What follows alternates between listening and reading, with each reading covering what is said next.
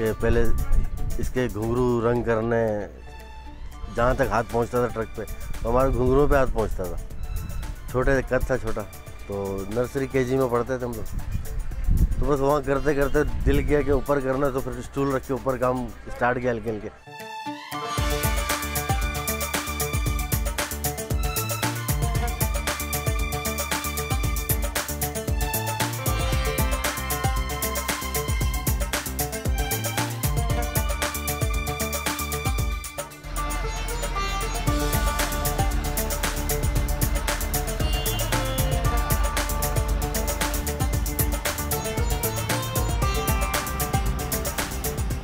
शौक के लिए कर रहा हूँ ना, शौक के लिए मेहनत कर रहा हूँ। तो बच्चे अभी नहीं चला रहे, बोले हमारा गाड़ी को शौक में बनाओ, फिर हम चलाएगा।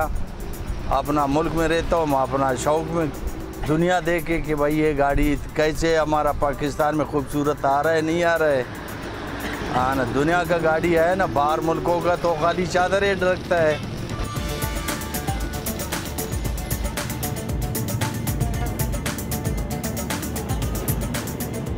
मैं ट्रक की खूबसूरती देख रहा था, कितना खूबसूरत ट्रक बनाया है, कितना पेंटर ने खूबसूरत काम किया है, इस पे तस्वीरें वगैरह बनाई हैं, आवाम खुश होती है देख के।